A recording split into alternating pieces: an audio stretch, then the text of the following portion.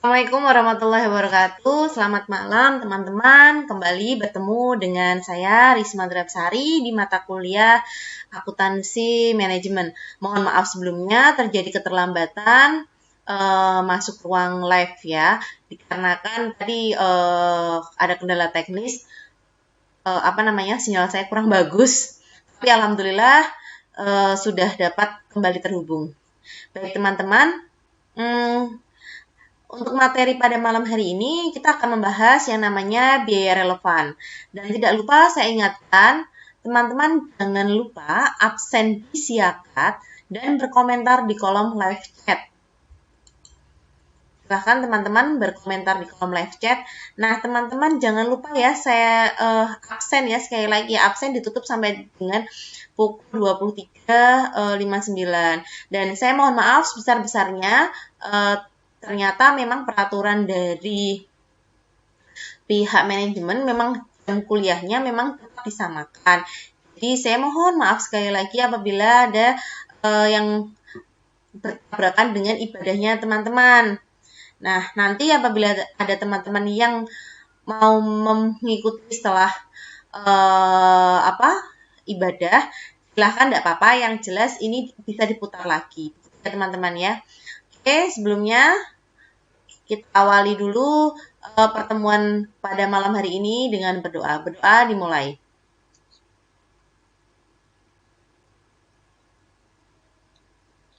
Berdoa selesai.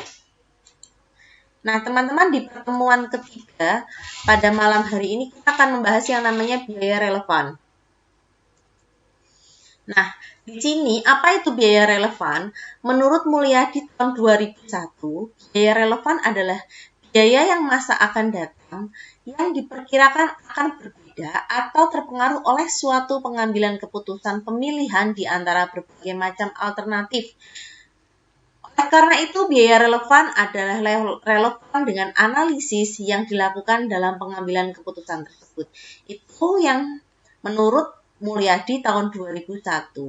Nah, sedangkan di bukunya yang e-book yang saya konfirmasi ke teman-teman itu, di sini ada yang namanya biaya relevan atau differential cost atau biaya relevan itu merupakan biaya yang berbeda-beda dalam suatu kondisi daripada kondisi yang lain. Nah, maksudnya itu apa? Maksudnya di sini adalah biaya diferensial selalu menyesuaikan dengan kondisi yang ada atau selalu relevan dengan suatu kondisi. Oleh karena itu, biaya diferensial sering juga disebut dengan biaya relevan atau relevan cost.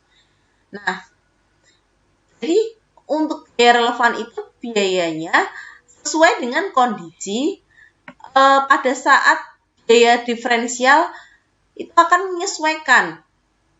Jadi dia akan sifatnya relevan ya teman-teman. Jadi kita sebut biaya diferensial atau biaya relevan.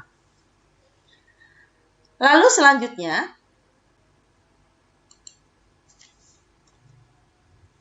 nah biaya relevan ini biasanya untuk perusahaan, biaya relevan ini digunakan dalam pengambilan keputusan.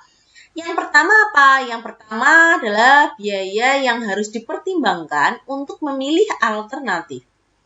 Yang kedua adalah biaya relevan mempunyai sifat atau ciri biaya yang akan datang. Yang kedua yaitu biaya yang berbeda. Ketiga adalah relevan cost atau irrelevant cost. Dia tidak mempunyai dua ciri tersebut.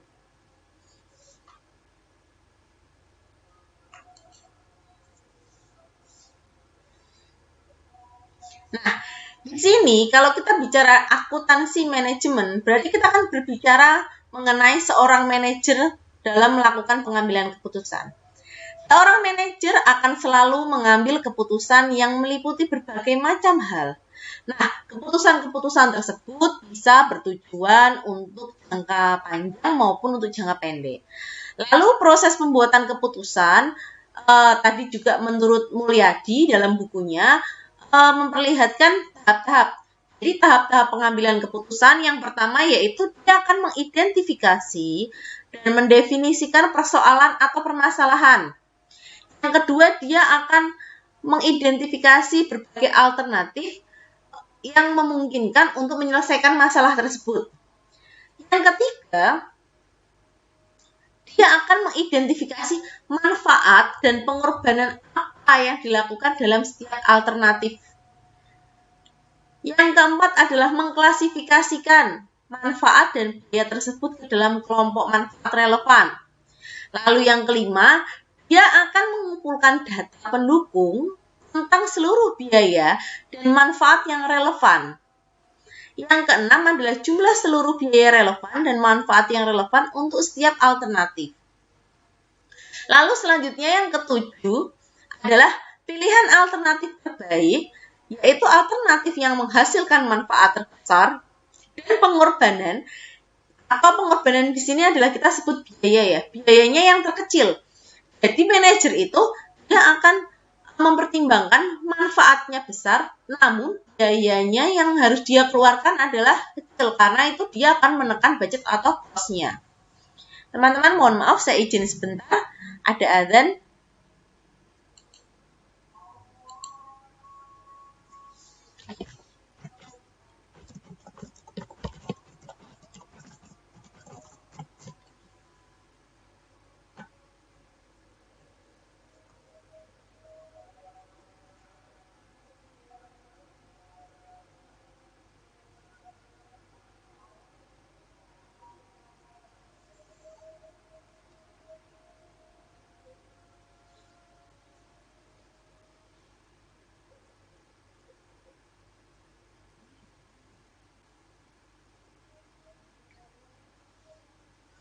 Oke, terima kasih teman-teman. Lalu di sini kita akan berbicara mengenai kasus membuat atau membeli suatu produk. Nah, kalau kita berbicara yang namanya biaya relevan itu terkait dengan kita pengambilan keputusan. Pengambilan keputusan terkait dengan biaya relevan yang ada dalam beberapa jenis. Sebelum kita masuk ke membuat atau membeli produk, saya akan menjelaskan dulu mengenai pengambilan keputusan yang diambil oleh pihak manajerial. Ya. Yang pertama adalah di mana seorang manajer harus mengambil keputusan menerima atau menolak suatu pesanan khusus. Jadi ada identifikasinya sendiri ya, menerima atau menolak suatu pesanan khusus. Lalu keputusan untuk memproduksi sendiri atau membeli dari luar yang nanti akan kita bahas. Lalu yang ketiga yaitu keputusan meniadakan suatu departemen atau produksi atau meneruskan. Jadi ada nggak departemen atau produksi tersebut dirasa di dalam suatu organisasi dia kurang berkembang, maka dari pihak manajemen sebagai seorang manajer dia harus meneruskan atau dia harus menutup departemen tersebut. Lalu yang keempat yaitu keputusan untuk mengganti produk atau meneruskan atau menghentikan tadi ya. Terus keputusan menyewakan atau menjual seluruh fasilitas perusahaan. Di dalam suatu perusahaan, misal dia saya katakan di sini adalah biasanya perusahaan jasa konstruksi. Terkait dengan perusahaan jasa konstruksi biasanya dia punya namanya alat-alat jasa konstruksi ya. Namun alat-alat tersebut apabila dia sedang tidak ada proyek, maka alat-alat tersebut dapat digunakan untuk dilakukan persewaan. Jadi itu adalah seorang manajer harus bisa mengambil keputusan apakah dia akan menyewakan alat tersebut atau tidak. Seperti itu. Keputusan menjual atau memproses lebih lanjut hasil produksi. Nah, ini ada keputusan untuk menjual atau memproses lebih lanjut hasil produksi. Yang namanya seorang manajer, dia akan mengambil keputusan untuk menjual hasil produksinya atau memprosesnya lebih lanjut. Misal, teman-teman tahu ini ya, apa namanya? Pabrik Indomie. Nah, pabrik Indomie itu kan salah satu tepungnya dari Sri Boga kan. Dia itu sebenarnya masih satu perusahaan dengan Indofood. Namun, departemennya berbeda-beda. Jadi di sini adalah si pihak Sri Boga sendiri itu sebenarnya sudah bisa melanjutkan dari bahan baku tepung. Dia kan ngolah tepung dulu nih menjadi tepung, bahan bakunya tepung, dia akan mengolah menjadi tepung, dan tepung tersebut dapat diolah menjadi mie. Tapi dia akhirnya tidak memutuskan untuk mengolah sendiri mie-nya tersebut, namun dia jual kepada PT Indofood untuk dilakukan pemrosesan lebih lanjut agar menjadi mie. Paham ya? Lalu di sini keputusan untuk mengganti aktiva tetap. Kalau yang dimaksud dengan keputusan mengganti aktiva tetap itu terkait dengan yang namanya aktiva tetap itu apa aja sih teman-teman? Biasanya aktiva tetap itu ada bangunan. Nah, kalau dirasa bangunan dalam suatu perusahaan itu sudah tidak layak atau mungkin kurang layak ya, saya bilang ya. Nah, seorang manajer dia harus bisa untuk memutuskan apakah dia akan mengganti aktiva tetap tersebut atau dia akan memperbaiki. Kalau memperbaiki, muncul yang namanya biaya pemeliharaan. Terkait dengan biaya pemeliharaan berarti masih berada dalam lokasi tersebut. Kalau kita melakukan penggantian, berarti si manajer ini harus melakukan pembelian terhadap aktiva yang baru. Oke, sampai sini, sampai terkait dengan pengambilan keputusan, ada yang mau ditanyakan sebelum saya jelaskan lebih lanjut mengenai kasus membuat sendiri atau membeli suatu produk. Ada yang mau ditanyakan?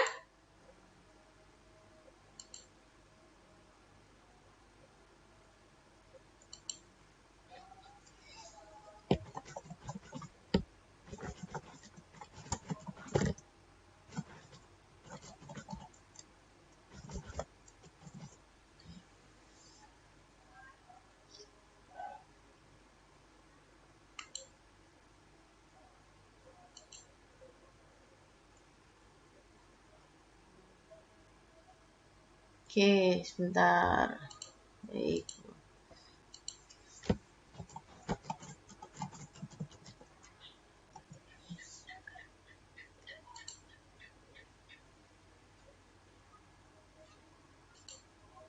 Oke.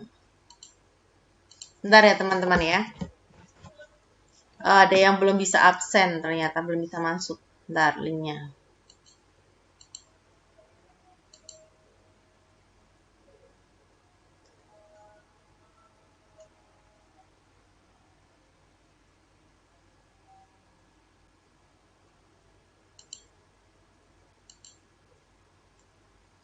Kelasnya ini tadi bentar, tadi ada yang WA saya. Mbak Ria Fitri, kelasnya kelas 4 FE 204, akuntansi manajemen 4.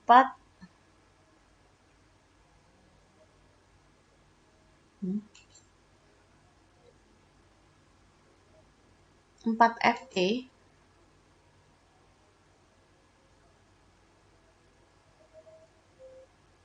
Ini benar kelas saya, Mbak. 4 FE.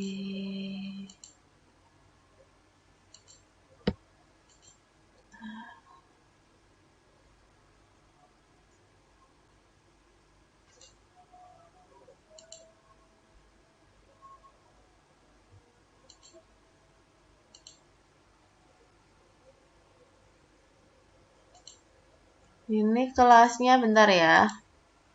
204.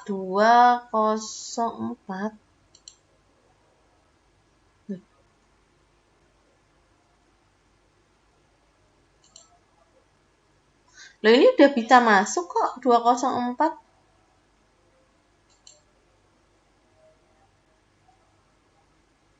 Apa ya nggak bisa? Mbak Ria Fitri, belum bisa absen ya? Kenapa ya, Mbak?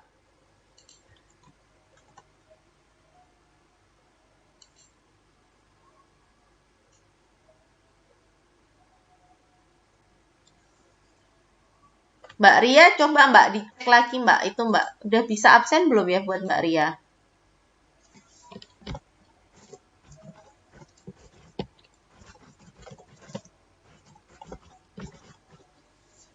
Tadi sudah kok, sudah saya setting semua ini. YouTube sama kok live stream. Coba Mbak dicek lagi coba. Oke. Ini saya lanjutkan ya teman-teman ya. Lalu kita akan membahas mengenai yang namanya kasus membuat sendiri atau membeli. Nah, biaya contohnya seperti ini. Ada biaya tenaga kerja untuk membuat sendiri per tahunnya itu 150. Kita udah masuk ke hitung-hitungan ya. Biaya tenaga kerja untuk membuat sendiri per tahunnya adalah 150 juta. Kalau dia membeli dari luar, biaya tenaga kerjanya pasti dia akan nol. Nah, jelas biaya tenaga kerjanya relevan karena tidak ada nol. Lalu di sini biaya tenaga kerja tahun lalu itu adalah 150 juta. Meskipun dia tidak relevan, tetapi sebagai dasar untuk biaya tenaga kerja tahun yang akan datang. Jadi kalau biaya relevan, kita ada data pendukungnya yaitu atau data pembandingnya itu dari data yang sebelumnya. 4F 4FS 204 4F E204 oh 4F E2 bentar 4F E204 4F E204 apa ya? Coba loh 4F sebentar ya teman-teman ya, saya salah dulu. Ini kelasnya Mbak Ria itu 4VE 204 itu sudah masuk kok. 4 kok nggak bisa ya?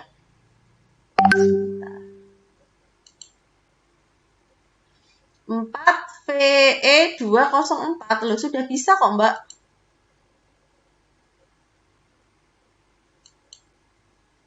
Empat VE 204.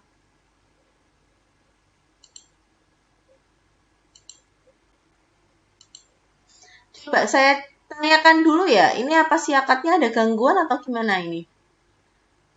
4VE 204. 4VE 204 ini ya udah. Mbak Ria bukanya di pertemuan ketiga kan ya?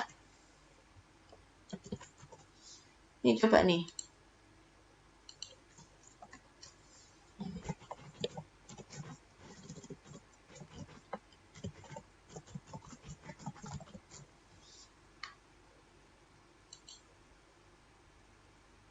Oke, nanti ya sambil jalan ya. Nah, di sini saya lanjutkan lagi. Ada biaya penyusutan sebesar 125 juta per tahun selama 5 tahun. Jadi tadi ada biaya tenaga pekerja per tahunnya 150 juta. Kalau dia buat atau beli di luar, dia tenaga kerjanya jelas nol. Lalu di sini ada data dari tahun lalu. Biaya relevan tenaga kerjanya itu 150 juta. Nah, walaupun itu tidak relevan, tetapi itu digunakan sebagai dasar untuk biaya tenaga kerja yang tahun akan datang. Di sini diketahui biaya penyusutannya sebesar 125 juta per tahun selama 5 tahun. Nah, kita hitung dulu. Biaya penyusutan di sini merupakan alokasi biaya yang lalu atau sunk cost yang tidak relevan.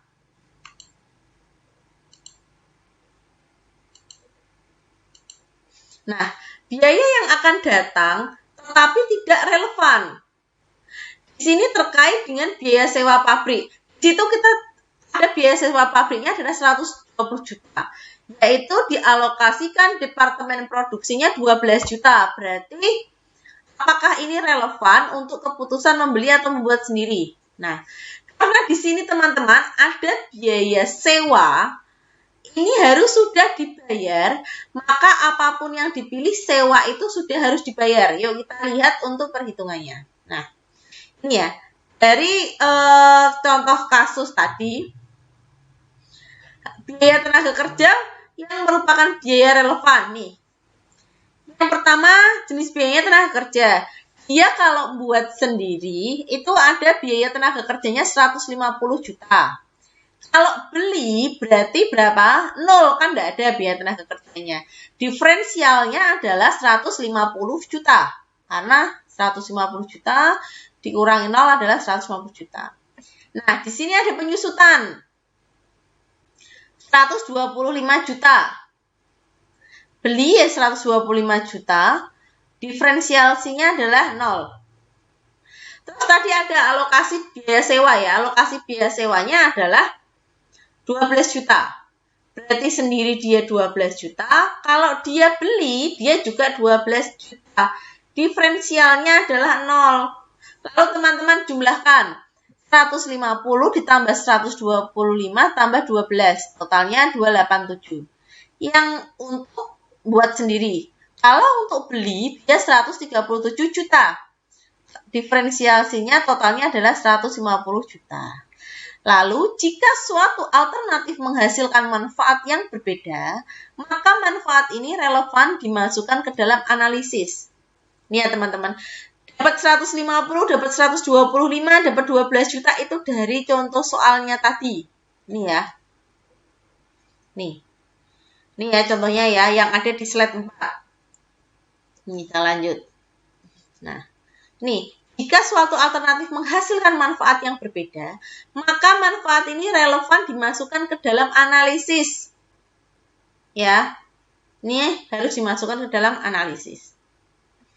Nah, terus yang kedua, proses membuat keputusan. Yang pertama tadi, kita kalau mau membuat keputusan, seorang manajer itu dia harus mengidentifikasi dan mendefinisikan suatu masalahnya itu apa. Lalu dia memberikan berbagai alternatif untuk mengeliminasi yang tidak feasible. Jadi kalau yang tidak masuk dalam kategorinya si manajer tadi atau tidak menguntungkan perusahaan, pasti akan tidak dipilih sama manajer. Dah, itu dulu. Dia identifikasi dulu, habis itu dia akan memilih alternatif mana yang menguntungkan dari perusahaan. Lalu setelah itu dia akan mengidentifikasi manfaat dan pengorbanan untuk alternatif yang feasible. Setelah itu dia mengumpulkan data tentang seluruh biaya relevan. Nah, tadi ya caranya kayak tadi, buat sendiri atau mau beli. Terus dia ngumpulin tuh data-datanya semua yang relevan. Lalu setelah itu dia menjumlahkan semua biaya dan manfaat yang relevan. Itu dia jumlahkan semua biaya sama manfaatnya. Lalu seorang manajer yang terakhir adalah dia harus memilih alternatif yang low cost most benefit. Artinya apa? Artinya adalah manajer tersebut harus memilih alternatif yang budgetnya paling rendah, namun manfaatnya banyak. Karena itu yang akan menguntungkan suatu perusahaan. Lanjut. Nah, faktor-faktor kualitatif apa yang menjadi pertimbangan seorang manajer di dalam melakukan pengambilan keputusan? Yang pertama di sini adalah kualitas produk dari luar. Ketika si manajer tadi memutuskan, oke, kita mengambil produk dari luar. Nah, pasti dia akan selalu berpikir, pasti dia akan kembali lagi, apakah produk dari luar tadi itu ternyata kualitasnya itu lebih rendah bagaimana?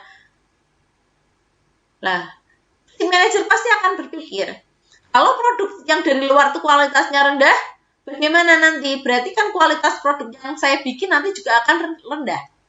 Gitu kan. Terus yang kedua, kita akan memikirkan keadaan pemasoknya. Apakah pemasoknya tersebut dapat dipercaya atau tidak? Terkait dengan pemasok itu amanah atau tidak. Ketika si manajer, oh ya sudahlah, saya akan membeli dari luar. Berarti artinya si manajer itu harus berhubungan dengan pihak ketiga lain, yaitu tadi si pemasok. Nah, dia harus mencari pemasok yang benar-benar dapat dipercaya. Lalu, yang ketiga yaitu kestabilan harga. Nah, ketika ada kestabilan harga, harganya tinggi, ternyata bahan baku produksinya, oke, kita mau beli saja dari luar. Tapi ternyata pada saat kita memutuskan untuk beli, harganya masih relatif atau masih standar. Namun karena adanya inflasi atau mungkin kelangkaan suatu barang atau jasa tersebut, maka kestabilan harganya mulai naik turun. Nah, itu juga yang akan dipertimbangkan oleh pihak manajemen. Nah, ini ada lagi. Yang terakhir adalah hubungan tenaga kerja. Nah, kalau semisal produksi bahan baku produksinya tersebut diambil dari luar, berarti artinya apa? Artinya adalah tenaga kerja yang kita punya itu akan mengalami pengangguran tenaga kerja. Jadi tenaga kerjanya kita kan nggak bekerja karena kita membeli produknya tersebut atau bahan bakunya dari pihak luar. Oke, sampai dengan faktor-faktor kualitatif apa saja yang dipertimbangkan oleh seorang manajer. Ada yang mau ditanyakan?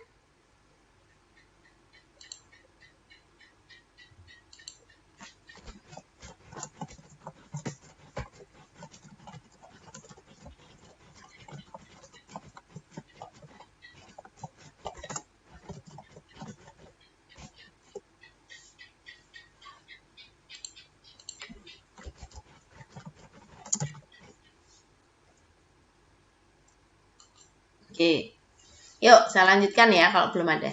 Nah, ini ada contoh kasus. Dia mau milih buat sendiri atau beli. Informasi biaya yang berkaitan dengan suku cadang pembuatan komputer. PT Makmur. Jadi PT Makmur itu adalah pembuat suku cadang komputer. Dia ada sewa peralatannya. Kita katakan ini per 10.000 unit ya. 1.200 berarti dikalikan aja sama 10.000. Departemen peralatannya 200, biaya bahan bakunya 1.000, biaya tenaga kerja langsungnya 2.000, biaya BOP variabelnya 800, sedangkan BOP tetapnya adalah 3.000. Ini teman-teman jumlahkan 1.200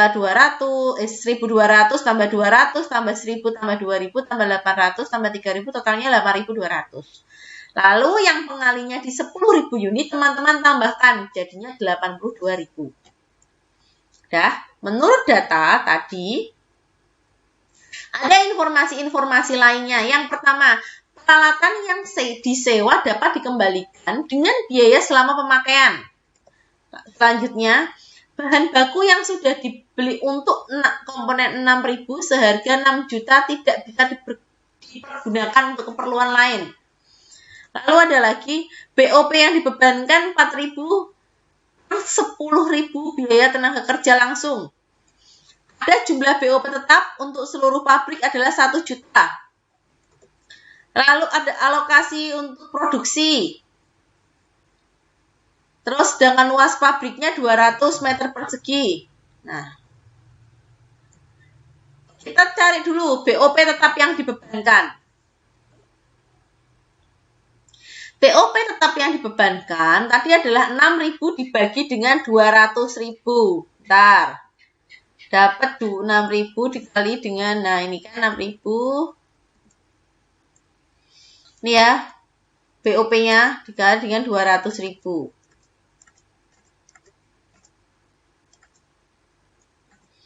Lalu setelah itu perusahaan menerima penawaran dari perusahaan lain komponen komputer tadi. Harga 4.750 per unit. Haruskah tawaran ini diterima atau ditolak? Kalau dia dapat penawaran dari perusahaan lain, harganya 4.750 per unit.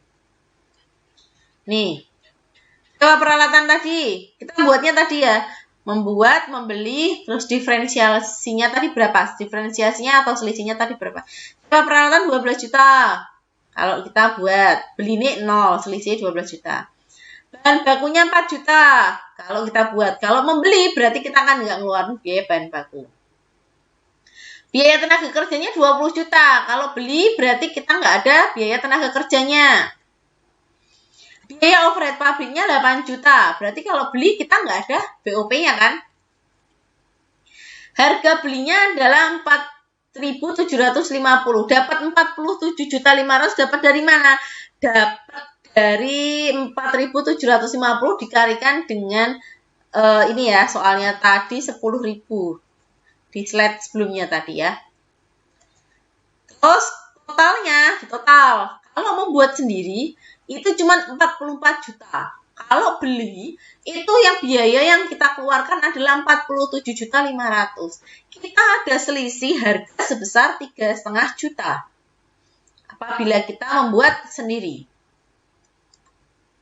Nah, dari analisis tersebut menginformasikan sebaiknya tawaran tersebut ditolak. Karena apa? Karena tadi kalau semisal kita beli sendiri, kita buat sendiri, itu cuma 44 juta habisnya. Kalau kita beli, habisnya 47.500. Berarti ada selisih 3.500. Berarti sebaiknya hal yang dilakukan oleh seorang manajer adalah dia harus menolak tawaran tersebut karena ada selisih harga lebih tinggi. Membeli yaitu 3,5 juta. Nah, ini ada pun biaya-biaya yang dipertimbangkan. Sewa peralatan, biaya bahan baku dari luar yang sudah dibeli, biaya tenaga kerjanya. Kalau semisal nanti kita beli berarti nggak ada tenaga kerjanya. Terus kita sudah membeli bahan baku dari luar yang sudah dibeli tadi. Nah, itu adalah pertimbangan-pertimbangan dari seorang manajer. Nih. Terus selanjutnya kita akan membahas sampai sini dulu. Membuat sendiri atau membeli produk. Ada yang mau ditanyakan?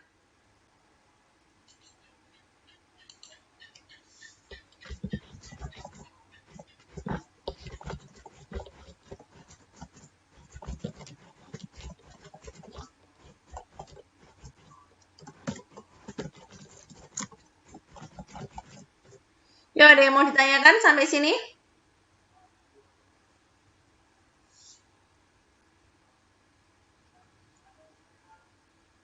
Oke, belum ada ya. Kalau belum ada, saya lanjut. Lalu kita akan membahas mengenai menghentikan atau melanjutkan produk tertentu. Jadi biasanya kan ada ya teman-teman ya, di perusahaan itu dia harus menghentikan produk tersebut atau meneruskan produk tersebut, melanjutkan. Nah, untuk menjawab pertanyaan tersebut dibutuhkan laporan laba rugi. HPP variable costing. Nih, ada laporannya, estimasinya ini ya. Ada produk A, produk B, produk C, totalnya sekian. Produk B variabel, untuk produk A 250.000, untuk produk B-nya 480.000, produk C-nya 140.000. Totalnya tinggal kalian tambahkan produk A, produk B, produk C, 870.000. Nah, ini selisihnya adalah CM ini selisihnya. Kalau produk A itu 250.000. Di produk B adalah 320.000, sedangkan produk C 10.000. Total selisihnya adalah 580.000. Nah, sekarang biaya tetapnya. Kalau kita menggunakan produk A, untuk gajinya adalah 37.000, sedangkan produk B 40.000, sedangkan produk C 35.000. Advertise-nya untuk produk A 10.000 sama semua 10.000. Ada depresiasinya. Untuk produk A dia di 53.000. Produk B dia ada 40.000, sedangkan produk C ada 10.000. Total biaya tetapnya adalah dari produk A 100.000, produk B 90.000, produk C-nya 55.000. Kita lihat nih biaya tetapnya. Biaya penjualan dikurangi biaya-biayanya semua. Hasilnya adalah ini ya, CM tadi 250 dikurangi sama 100. Labanya 150.000. Sedangkan produk B labanya 230.000, produk C ini minus dalam kurung 45.000. Biaya tetap bersama, ini adalah proporsinya. Nah, dari sini estimasi laba rugi tadi, ada produk C itu menunjukkan margin segmen yang negatif. Nah, apakah kalau ada produk C seperti ini, ya minus kayak gini, apakah produk tersebut harus dihentikan?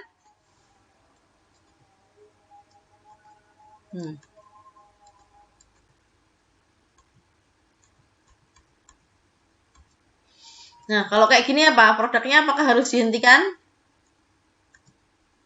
Nih.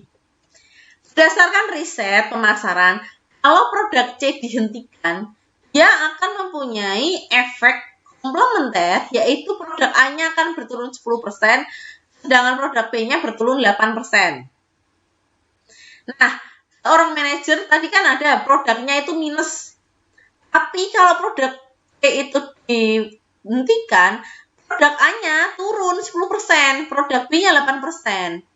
Nah, dari sini manajer akan menganalisis informasi-informasi tersebut.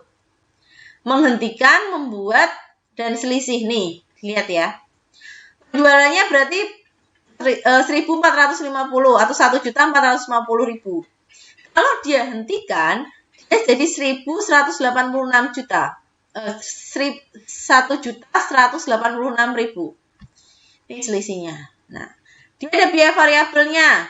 870 untuk membuat, 666.6 untuk menghentikan.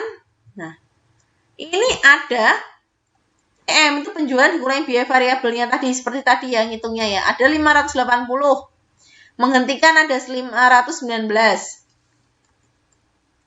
Terus ada biaya advertise-nya juga 30 juta untuk membuat, menghentikan 20 juta. Biaya supervisinya ada 112 juta untuk membuat dan menghentikan 70 juta. Nah, jadi labanya 580 dikurangi dengan 112. Dan 580 dikurangi 30 dikurangi lagi 112. Jadinya labanya 480 kalau buat sendiri. 438 mohon maaf. Kalau dia menghentikan labanya jadi 422 juta. Selisihnya berapa? Selisihnya adalah 15,6 juta rupiah.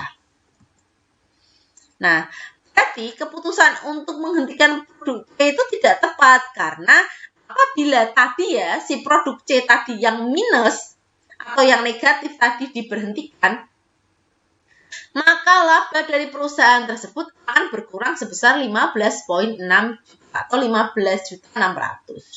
Paham sampai sini teman-teman? Ya, jadi apabila ada produk yang minus, terus seorang manajer itu tidak semata-mata ya sudah kita berhentikan saja, kita tutup saja produknya, kita hentikan saja. Tidak, karena satu produk dengan produk yang lain itu pasti dia akan mempengaruhi. Kita akan menghitung dulu bagaimana kalau membuat, menghentikan, selisihnya berapa, itu pasti akan dihitung. Jadi ternyata di dalam analisisnya tersebut, produk itu akan memberikan efek apabila ditutup atau dihentikan, dia akan menurunkan laba secara keseluruhan sebesar 15,6 atau 15.600.000. Oke.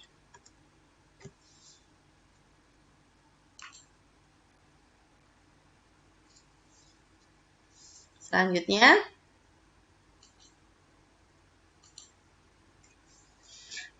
keputusan menolak atau menerima pesanan khusus. Nah, ini ya, teman-teman. Kadang-kadang itu perusahaan perlu melakukan diskriminasi harga untuk memaksimumkan laba dan menekan kerugian. Yang namanya perusahaan, tujuannya apa? Tujuannya ya profit orientednya, perusahaan dapat laba. Nah, untuk perusahaan dapat laba, dia harus menekan biaya, menekan kerugian, menekan harga. Nah, jika terjadi kapasitas menganggur, sehingga pesanan khusus dengan memanfaatkan kapasitas menganggur. Jadi biasanya ada yang namanya kapasitas menganggur. Kapasitas menganggur itu di dalam perusahaan bisa digunakan menjadi pesanan khusus. Nah, pesanan khusus ini hanya untuk kalangan tertentu karena harganya ditetapkan di bawah harga pasar.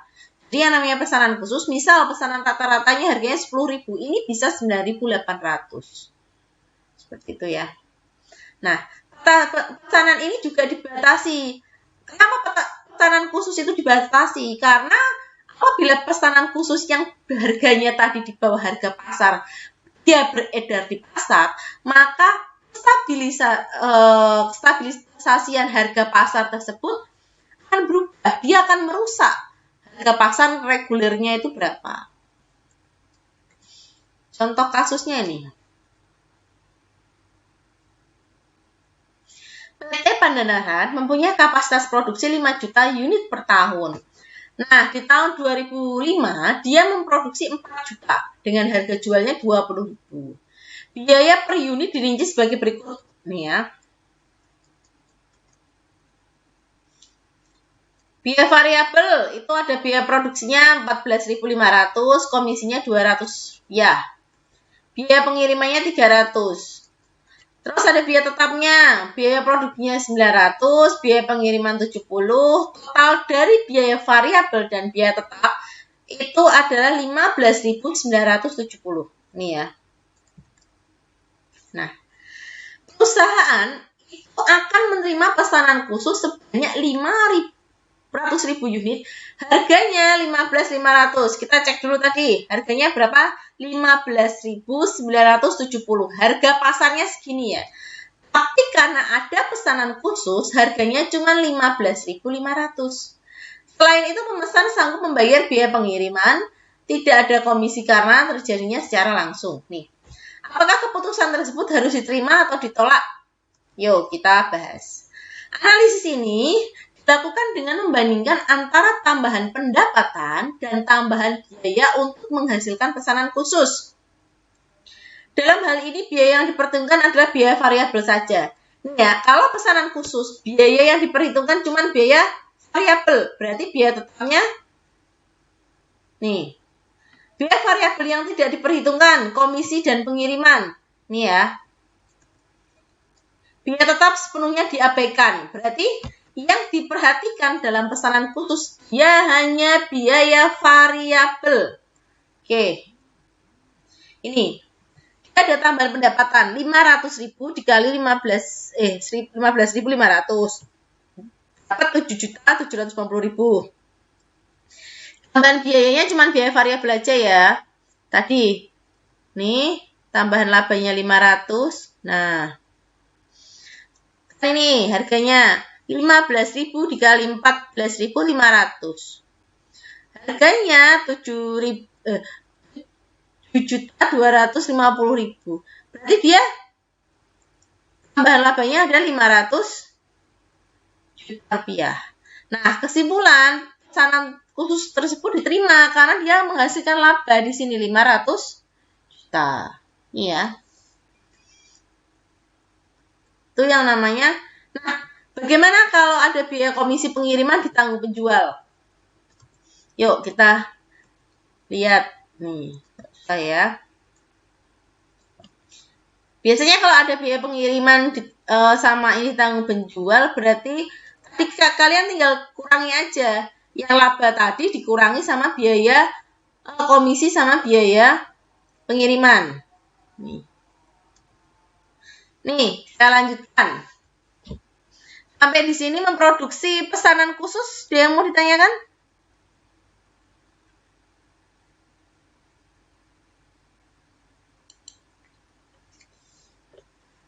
Kita lanjut ya.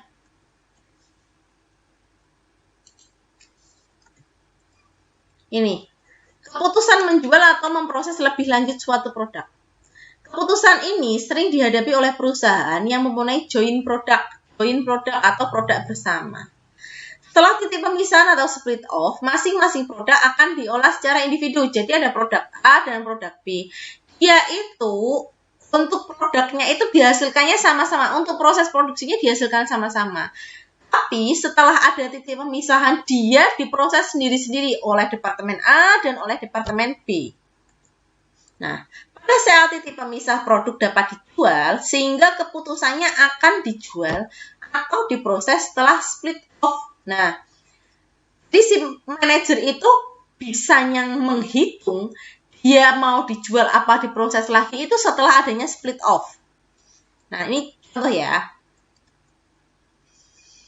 Produk unit harga jual sama ya. Untuk produk A 800 unit, harga jualnya 400.000. Produk B 600 unit, harga jualnya 1.300. Berarti ada per unitnya adalah 50.000 per unit. Produk B 600, harga jualnya 234, berarti per unitnya Rp85.000. Nah, di sini perusahaan menerima tawaran pesanan produk C sebesar 281.250 produk C ya. Nah, untuk produk B, biaya final penyaluran menawar dengan 15.000 produk B. Kita hitung. Untuk membuat keputusan produk B dan C apakah dijual atau diproses lanjut, manajer membuat analisis sebagai berikut. Nih, untuk produk A, tadi ya, ngitungnya dijual, diproses, selisihnya berapa. Penjualannya 780 juta. Bentar. Berarti tinggal teman-teman kalikan aja ya tadi ya jumlah unitnya berapa. Dikalikan jadinya 780 juta. Kalau diproses dia ada 900 juta. Dia punya selisih 120 juta. Biaya prosesnya kalau diproses 30 juta berarti selisih 30 juta. Nah, kalau dia jual sendiri dia 780 juta. Kalau dia proses sendiri, dia diproses lebih lanjut, nggak dijual, berarti dia akan mempunyai jumlah 870 juta. Sedangkan produk C, ini sama juga ya buatnya ya, penjualannya 140.625, kalau diproses 168.75 juta. Biaya prosesnya, kalau untuk produk dijual nggak ada, kalau diproses lebih lanjut, biaya prosesnya 51 juta. Jumlahnya adalah 140.625.000. Kalau yang diproses kita 117.075.000. Nah, produk B ini lebih menguntungkan. Produk B ini lebih menguntungkan nih apabila diproses karena dia akan menghasilkan jumlah laba yaitu 870 juta. Kalau produk E diproses harganya itu lebih rendah 117 juta.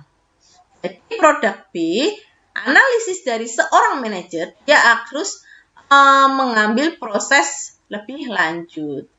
Nah, kalau produk C lebih baik dijual daripada perusahaan akan merugi sebesar 220.875. Nah, ini ya. Kalau dijual dia untungnya segini, lebih besar dijual daripada dia diproses. Oke, sampai sini. Ada yang mau ditanyakan? Yuk, ada yang mau ditanyakan?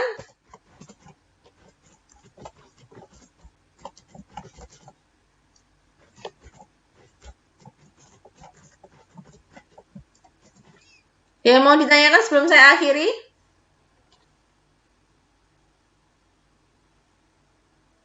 Baik teman-teman, sepertinya belum ada yang mau ditanyakan ya. Jadi, yang namanya biaya relevan itu biayanya itu dapat dihitung dalam kondisi atau keadaan yang berbeda-beda. Nah, teman-teman, di sini seperti perjanjian di awal, kita akan mengadakan tugas pertama. Nah, silakan teman-teman buka di Siakat untuk mengerjakan tugas pertama. Materinya pertemuan 1 sampai pertemuan hari ini ya. Waktu pengerjakannya saya cukup lumayan panjang, dari tanggal 27 hari ini Maret sampai dengan 8 April 2023. Nah, apabila mengerjakan melebihi batas waktu yang ditentukan, maka sistem di Siakat menjadi tutup otomatis. Jadi, saya sudah memberikan range waktunya cukup lama. Silakan teman-teman yang kerja atau yang apa, minggu biasanya libur atau apa, sesuai dengan hari liburnya teman-teman, silakan monggo disempatkan untuk mengerjakan tugasnya. Silakan dibuka di Siakatnya, waktu pengerjaannya cuma 1 kali. Jadi kalau memang teman-teman belum slow untuk mengerjakan dari range waktu tanggal 27 sampai tanggal 8, berarti teman-teman belum siap untuk mengerjakan, silakan dikerjakan ketika teman-teman sudah siap untuk melakukan pengerjaan tugas ke-1. Soalnya nggak banyak-banyak, cuma 5 kayaknya. Itu ya teman-teman ya. Sebelum saya akhiri, saya mohon maaf apabila terjadi kendala-kendala di dalam saya melakukan online streaming. Nanti setelah ini bisa kita lanjut seperti biasa di WhatsApp ya. Untuk teman-teman yang mau bertanya, silakan. Saya tetap menerima, tetap open.